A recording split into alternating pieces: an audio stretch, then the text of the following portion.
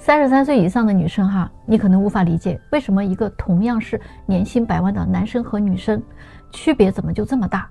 一个33岁左右年薪100万的男生，在相亲市场啊，他就是个香饽饽，他可以选择很年轻漂亮的女生，关键的是这些年轻漂亮的女生呢，也都愿意嫁给他。而一个33岁以上年薪100万的女生，你却无人问津，因为你跟那些年轻漂亮的女生啊，择偶要求啊是一样的，所以呢，你竞争不过他们，人家就是比你的胶原蛋白多，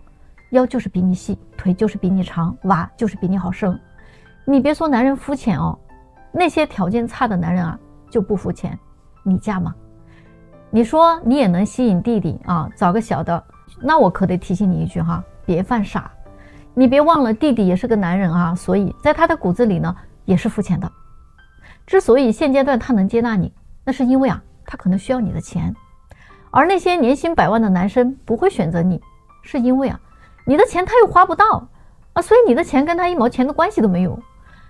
这个就是为什么相亲市场里啊，年薪100万的男性啊很受欢迎，而年薪100万的女性呢却无人问津的原因，你们说对不对？最近呢，我遇到一个26岁的姑娘哈，她遇到了一个两难的选择，大家来看看她应该怎么选更好一点呢？现在呢，她是大学毕业哈，在北京工作啊，以后呢也打算呢留在北京生活。她是家里的独生女哈，这女孩身材特别的好啊，高个儿大长腿哈，父母呢都是在老家体制内工作的，算是那种小康家庭的女孩，小家碧玉的哈，长得呢挺可爱的。现在呢，她是遇到了2个男生，一个呢是她大学的同学哈，人长得很帅啊，目前在一家央企上班，工作呢还算很稳定的，家里在北京也可以买个房，但是只能交首付，后续可能会面临啊要一起还房贷。那这个男生呢，他自己来讲的话哈，是比较喜欢的类型，男生对自己的事业啊还是蛮有规划的啊，这个人是很聪明的，现在也在往自己设定的目标上努力，上进心还是很 OK 的，因为共同经历比较多嘛，所以说他们俩是比较聊得来的，很多共同语言。但是就是在经济上呢，可能稍微的差了一点点。那另外的一个呢，是北京本地的男生，家境呢很好啊，家里有多套房产，父母呢都是在做生意的。这个男生对他呢也非常的好，在工作啊、学习啊这些方面哈，对他有很多的鼓励和帮助。但是这个男生从外形来讲呢，就不太是他自己很喜欢的那种类型。但是在经济方面呢，这个男生又比第一个男生要好很多很多，所以以后不会在经济方面有压力。他现在纠结的原因就是，如果跟第一位结婚，可能后来会面临一些经济上的问题，他也不太希望未来会因为这些问题哈，造成生活上的矛盾啊、吵架离婚啊什么什么的。那选择第二个呢，那可能在经济问题上呢就不会有太大的问题，但是自己可能就没有那么喜欢他啊。那他现在很纠结嘛，如果选了第一个呢，又怕未来他如果经济条件一直都不好不起来，那自己会不会后悔当初选了他啊，放弃了第二个男生呢？但那如果说选择了第二个男生呢，又怕自己没有那么爱他，结婚之后万一过不长久又怎么办呢？现在经济方面哈，好像成了一个核心问题了。选择了第一个怕将来没钱过不好，选择了第二个呢，怕将来有钱没爱过不长久。万一第一个后来变得有钱了，自己又会不会后悔？所以呢，她嫁给第二个哈，可以理解为嫁给了物质；嫁给第一个呢，可以理解为嫁给了爱情。那大家觉得她到底应该怎么选更好一点呢？我奉劝现在有些姑娘哈，千万不要再妄想着可以依靠婚姻去跨越阶层了，会非常非常的难。为什么呢？因为现在那种创一代也好，富二代也好，他们身边根本就不缺乏肤白貌美、大长腿的美女。同学朋友、夜店、KTV， 还有一些边缘行业里面有的是大美女。只要是你是个普普通通家庭出身的女孩，如果再加上学历还一般般，经济上也不怎么独立的话，就算你长得再美丽，也最多成为一个被短择的对象。更何况你如果还整过容那就更别想这事儿了他们这些人见过太多了，一眼就能看出来，他们绝对不会拿自己后代的基因去开玩笑的有的富二代在择偶的时候根本由不得他自己，不管他有多喜欢你，最后还得跟父母过那一关。所以这些条件很好的男生，他们在找女朋友和结婚对象的时候标准根本不一样。找女朋友的时候，他们只需要你年轻漂亮就行了。但是如果他们要找老婆，那就不仅仅是看年轻漂亮了，还会有很多附加的要求，比如学历啦、家境啦、工作环境啦等等都要看。最好是门当户对的姑娘。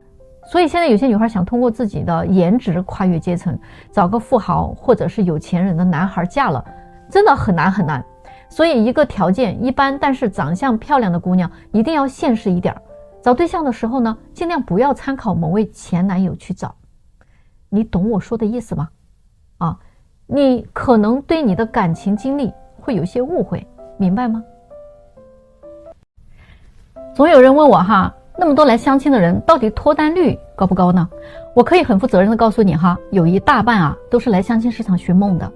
但凡他不是来寻梦的，他分分钟就脱单了。为什么这么说比如说有的男人自己离婚了，带个孩子，40多岁了还想找个未婚的大美女去给他的儿子当后妈，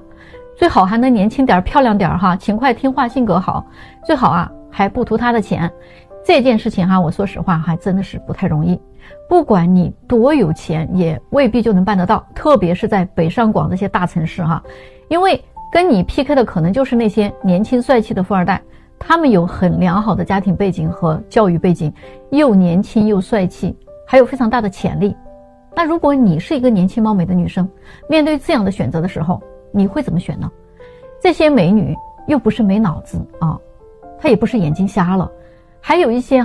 女的也是一样离婚带个娃，还希望找个未婚大小伙子，最好还是高富帅，这个基本上也是在发春秋大梦嘛。有时候她们还会参照某一个运气好的闺蜜，因为闺蜜带了个孩子嫁给了高富帅，所以她认为别人都能中1等奖，我为什么不能中？我还见过一个男的离婚的，自己都50多岁了，手里有点钱他要求找个25岁以下的女孩还最好呢是处女。那天当我听到他说到这儿的时候，我真的很想说，大叔你是不是还活在解放前呀？包括有一些大龄的未婚男性他们总是在追逐眼缘然后发现有眼缘的女生呢都不搭理他，人家呢有更好的选择，那为什么要搭理你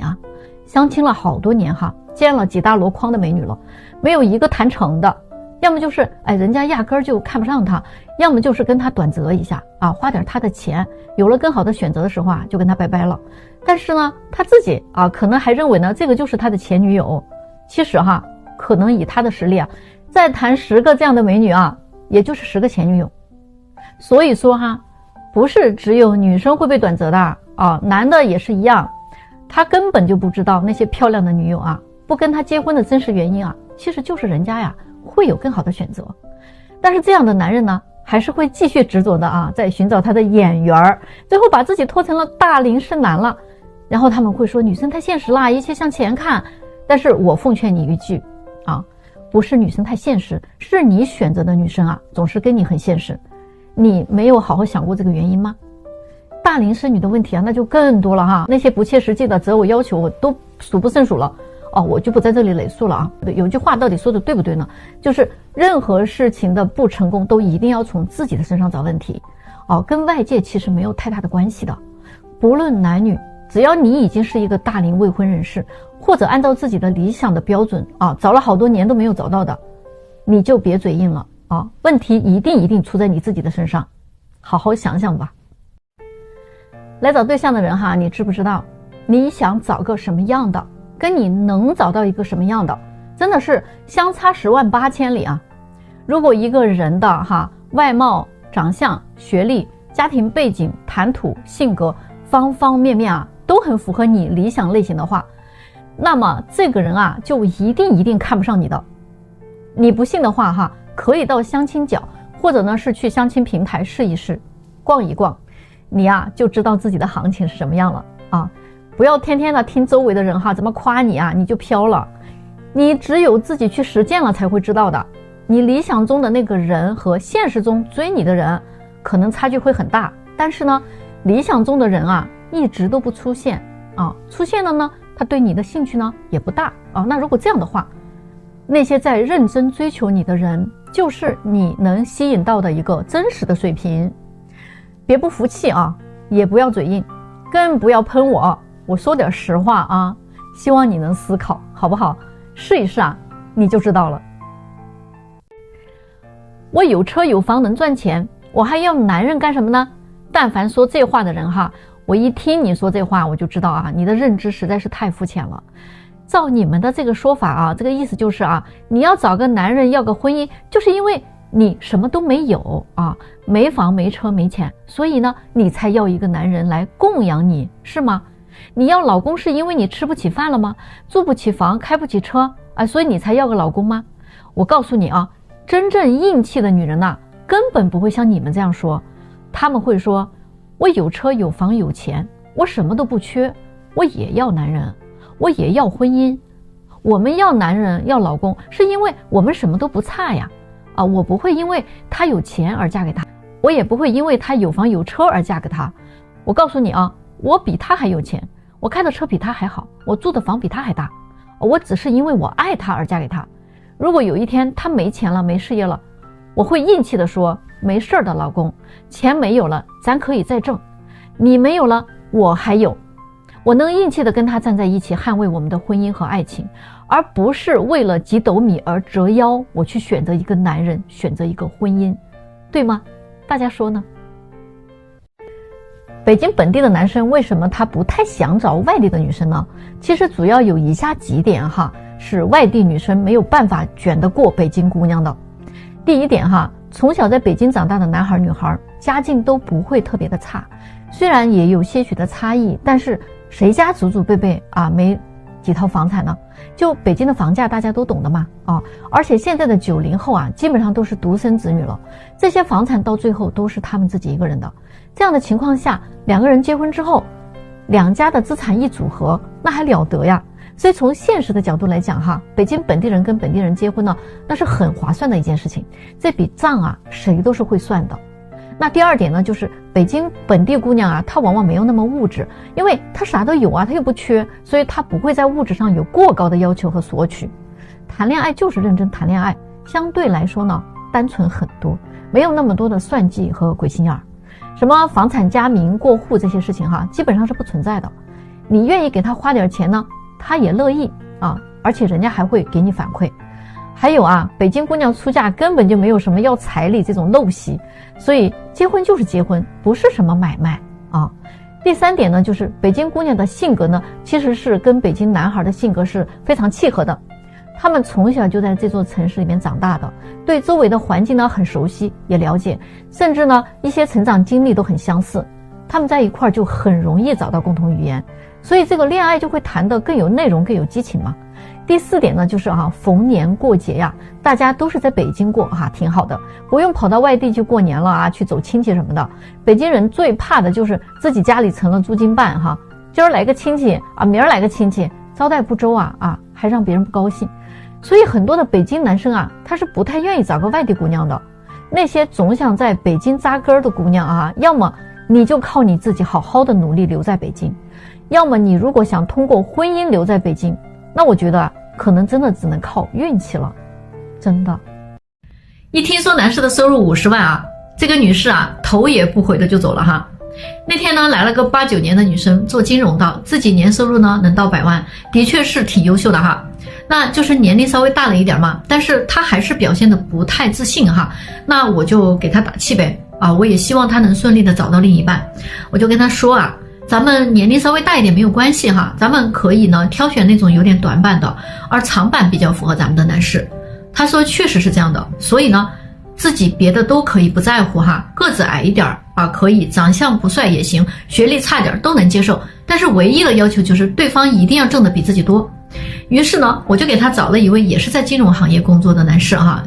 他们约周末在一个咖啡厅见面，都是做金融的嘛，一开始呢也都聊得挺投缘的气氛呢也很好，你一句我一句的说说笑笑的。可是呢到了下半场这位女生就问男士现在年薪多少，男士呢就跟他说了一下实际情况就之前的单位呢，他一年基本上呢能挣到70-80个左右但是最近因为换了一个工作，基本工资呢大概也就50个左右，确实没有女生目前挣得多。可是这个话题却让双方的聊天变得尴尬起来了，有点没有话说了没有过几分钟这个女生呢就找了一个借口说自己一会儿还有点事情，就起身离开了。后来呢，他给我反馈的时候啊，就明显有些嫌弃的表述哈，说就觉得这个男士啊之前挣的还比较多，但是50万他接受不了的，还不到他的一半，这个人啊没有办法继续接触的啊，没有这个必要。他觉得短时间内这位男士确实没有办法达到他的预期，就是说这位女士啊，她对于男方的收入水平呢要求呢可能还是坚持要那么高的。所以后来我又给她找了一位自己在创业的男士哈，大概呢就比他大3岁，两个人呢也是约在周末见了面。这位男士啊做生意的啊，真的确实比他多。这一次呢跟这位男士聊天，他就比较直截了当啊，直接就问男士父母是做什么的。男士说家里也有个企业，那是父母自己一直在这个经营的。于是呢他就自作聪明的说了一句哈，那你还是挺幸运的呀，事业方面毕竟还有父母能帮衬一下。结果这时候啊，男士脸上的笑容瞬间就消失了。他说其实我大学的时候就开始做一些小生意啊，挣到了第一桶金，自己这个公司呢没跟父母要过1分钱，我并没有依靠他们来帮衬我。这个时候他居然没有察觉到男士的不高兴啊，还继续的问，那你们家里的企业是做什么生意的呢？男士说家里是做钢材的，自己做的是机械类的。总之呢，女士聊得越来越兴起哈，对男士呢非常感兴趣，表示这个才是自己想要的另一半，一看就是家庭条件比较好的那种嘛，他还挺满意的。这位男士呢还挺符合他要求，可是啊事与愿违哈。女士虽然很满意，但是男士这边的想法呢却截然相反。男士说觉得女士的颜值和年龄都不太符合自己的预期，不是自己喜欢的类型。